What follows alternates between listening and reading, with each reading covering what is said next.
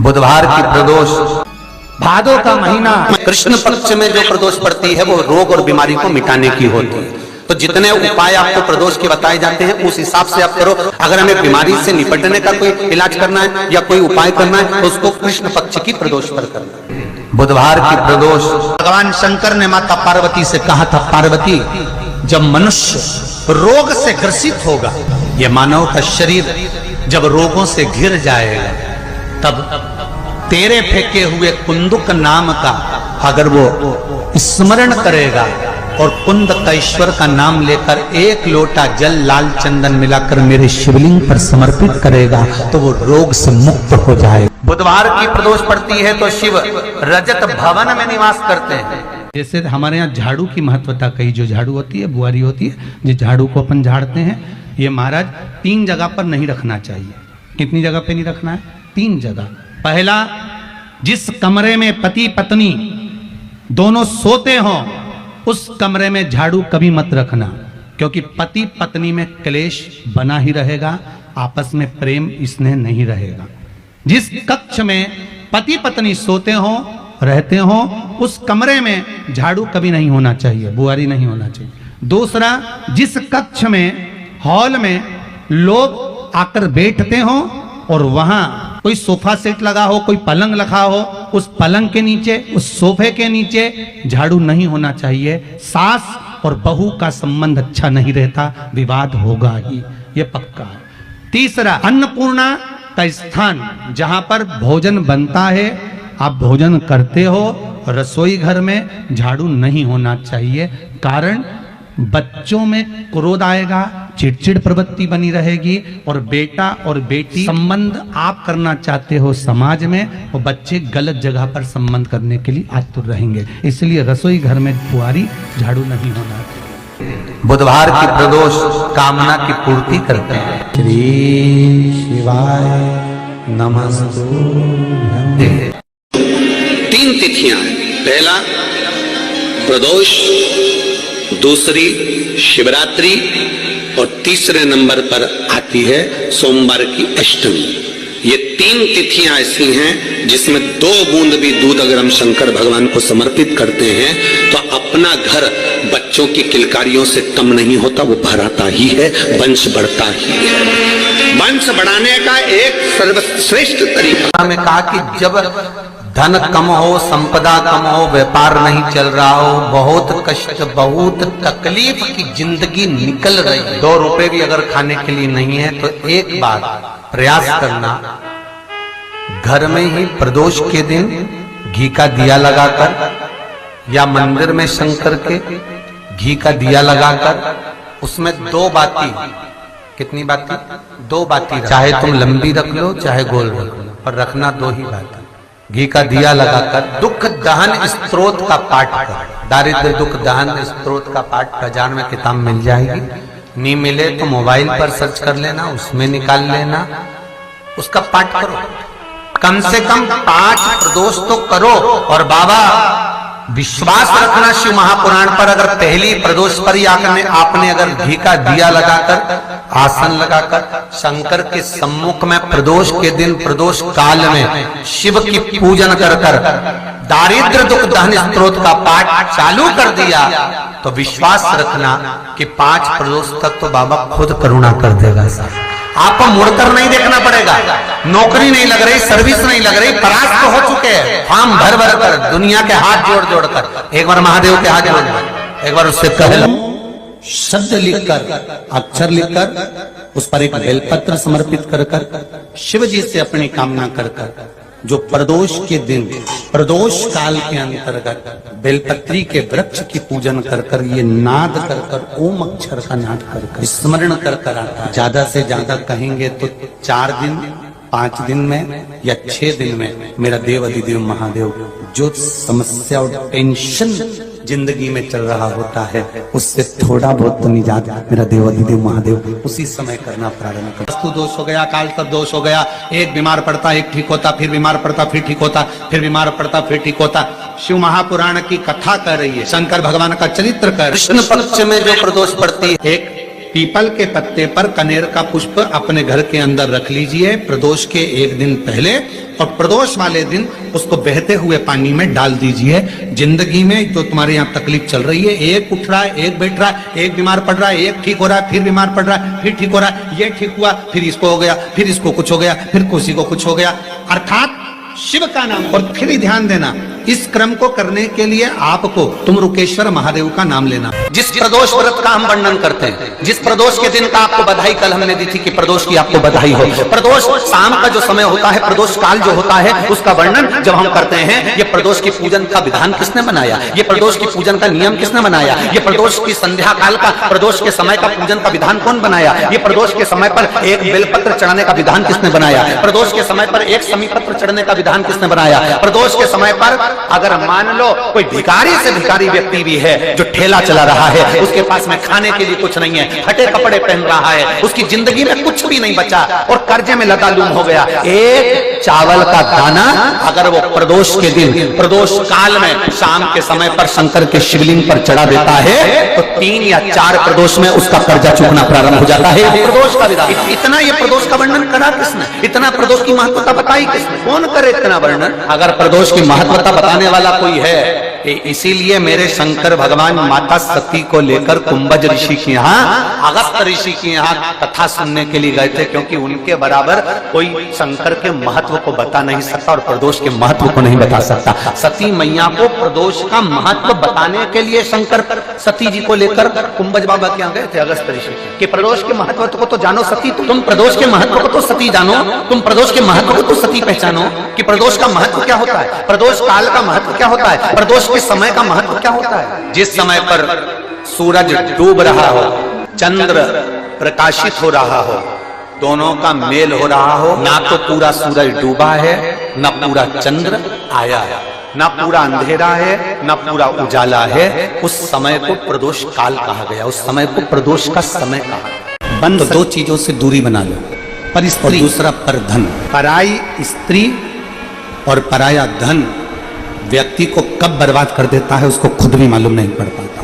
4 बातों को अपने अंदर उतार लो तो 4 वेद के अध्ययन का लाभ आपको मिलने। पहले नंबर पर है समझदारी, दूसरे नंबर पर है जवाबदारी, तीसरे नंबर पर है वफादारी और चौथे नंबर पर है ईमानदारी। ये 4 बातों का जो अध्ययन कर लेता है, 4 वेद के अध्ययन का। शंकर भगवान ने कहा जब प्रदोष काल हो, शाम का समय हो, उस समय पर बेलपत्री, पीपल और आंवले के नीचे लक्ष्मी तो कुछ देर के लिए विराजमान हो जाना। जो तेरे इन वृक्षों के नीचे शाम को दीप लगाने आए उसके घर तो पीछे पीछे चली जाना, बस इतनी कृपा कर देना। तो महाराज प्रदोष के दिन, प्रदोष काल में बेलपत्री के पेड़ के नीचे एक जो पत्ता आपके पास में हो, पान का मिल जाए तो पान का, पीपल का मिल जाए तो पीपल का, बेलपत्र का मिल जाए तो बेलपत्र का, उस पत्ते पर मात्र थोड़ा सा शहद और 7 दाने चावल के रखकर घी का दिया लगा दो महाराज, और थोड़ा सा जल हाथ की अंजलि में लेकर भगवान देवाधिदेव महादेव का स्मरण कर कर कि इस बेलपत्री के वृक्ष के नीचे माता लक्ष्मी, पार्वती, सरस्वती विराजमान है। इसी बेलपत्री के पेड़ के नीचे मेरे देवाधिदेव महादेव का 12 ज्योतिर्लिंग का स्वरूप प्रकट है, उनका स्मरण कर कर जल चढ़ा दीजिए। और उसका स्मरण कर लो जो चिड़चिड़ प्रवृत्ति करता हो, क्रोध करता हो, जिसको बोलने का भान नहीं होता हो, सम्मान नहीं देता हो, अपशब्द कहते हो, उनका स्मरण कर कर आप छोड़ेंगे।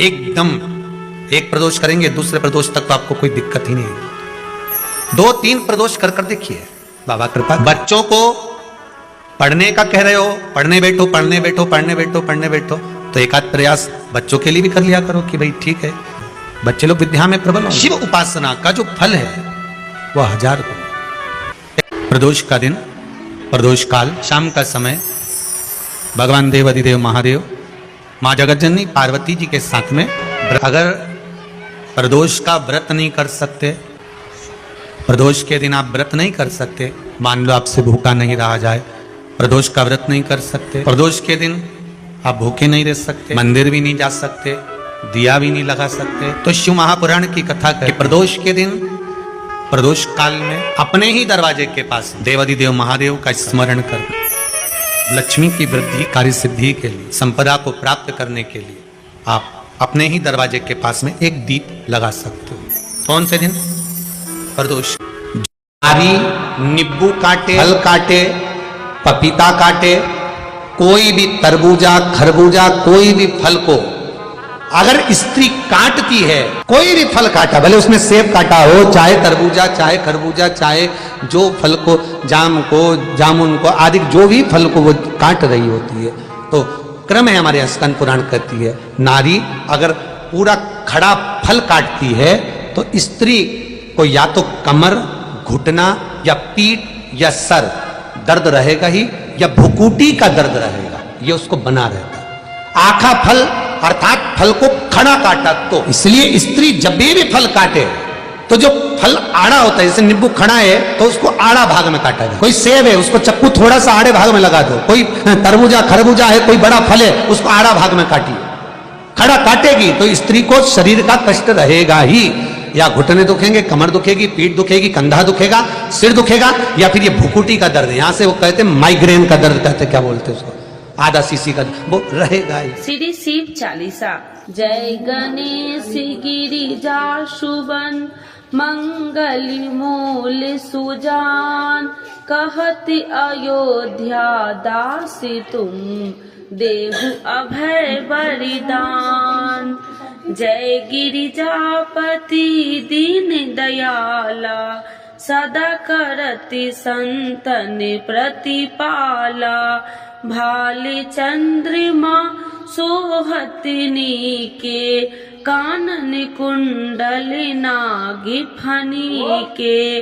अंगी गौरी शिव गंगे बहाए, मुंडी माले तनि छाड़ी लगाए। बस्ती खाल बाघंबर शोहे, छवि को देखे नाग मन मोहे। नैना मातु की हवे दुलारी, बामे अंग सोहत छवि न्यारी।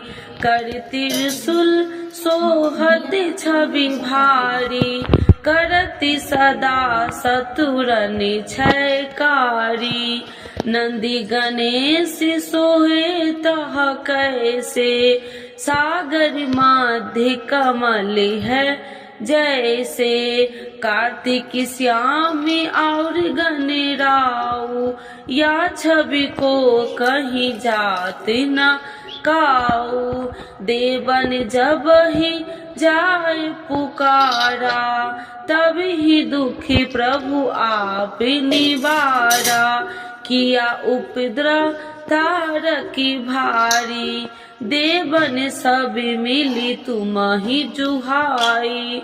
तुरन सरानन आप पठायो, लवनी में से महामारी गिरायो। आप जलंधर असुर संहारा, सुयसि तुम्हारा विदित संसारा। त्रिपुरासुर सन युद्ध मचाई, सब ही कृपा कर लीने बचाई। किया तपहि भागीरथी भारी, पूरब प्रतिज्ञाता सुपुरारी। दीनन मह तुम सबको नाही, सेवक स्तुति करत सदाही। वेद नाम महिमा तब गाई, अकथि आनंदी भेद नहीं पाई। प्रगति उडति मंथन में ज्वाला, जरत सुरासुर भय बिहाला। किन्हीं दयात करी सहाई, नीलकंठी तब नाम कहाई। पूजन राम चंद्र जब किन्हा, जीत के लंक विभीषण दिन्हा। सहस कमल में हो रहे धारी, किन्हीं परीक्षा तब ही पुरारी। एक कमल प्रभु राखहु जोई, कमल नयन पूजन चह सोई। कठिन भक्ति देखी प्रभु शंकर, भय प्रसन्न दिए इच्छित वर। जय जय जय अनंत अविनाशी, करत कृपा सबके घटवासी। दुष्ट सकल नित्य मोह सतावे, भ्रमत रहो मोहि चैन न आवे। त्राहि त्राहि मैं नाथ पुकारू, यही अवसर मोहि आने उबारो। ले त्रिशूल शत्रु को मारो, संकट से मोहि आने उबारो।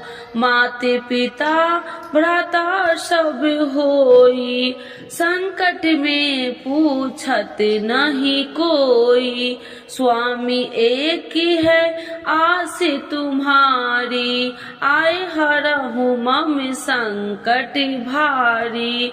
धन निर्धन को देते सदाही, जो कोई जाचे सो फल पाही।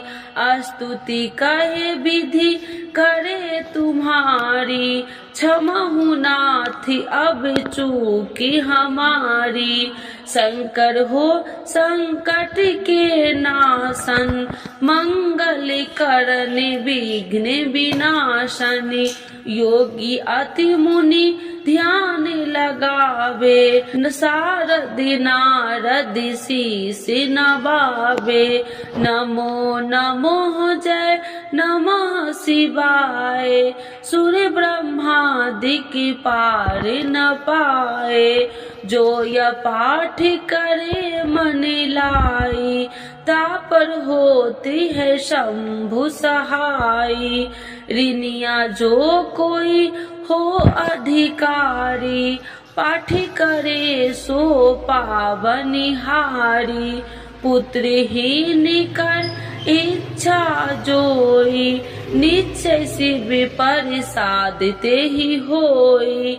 पंडित तिरोदशी को लावे, ध्यान पूर्वक हो में करावे। तिरोदशी व्रत करे हमेशा, ताकि तन नहीं रहे कलेसा। धूप दीप नैवेद्य चढ़ावे, शंकर सन मुखी पाठ सुनावे। जन्म जन्म के पाप नशावे, अंति धाम शिवपुरी में पावे। कहत अयोध्या दासी आसी तुम्हारी, जानी सकल दुखी हरहु हमारी। नित्य नेम कर प्रातः ही पाठ करो चालीसा, तुम मेरी मनोकामना पूर्ण करो जगदीश। माघ छठी हेमंत ऋतु, 164 जान, स्तुति चालीसा शिव ही पुण्य के कल्याण। आज के युग में शिव चालीसा पाठ व्यक्ति के जीवन के लिए बहुत महत्वपूर्ण है। शिव चालीसा की सरल भाषा के माध्यम भगवान शिव को आसानी से प्रसन्न किया जा सकता है। भक्त अपने जीवन में पैदा हुई कठिनाइयों और बाधाओं को दूर करने के लिए श्री शिव चालीसा का नियमित पाठ करते हैं। श्री शिव चालीसा के पाठ से आप अपने दुखों को दूर कर भगवान शिव को असीम कृपा प्राप्त कर सकते हैं। शिव चालीसा का पाठ हमेशा सुबह जल्दी उठकर स्नान करने के बाद करना चाहिए। भक्त प्रायः सोमवार, शिवरात्रि, प्रदोष व्रत, त्रियोदशी व्रत एवं श्रावण के पवित्र महीने के दौरान शिव चालीसा का पाठ किया जाता है। तो एक बार बोलिए प्रेम से शिव जी की जय, माता पार्वती की जय।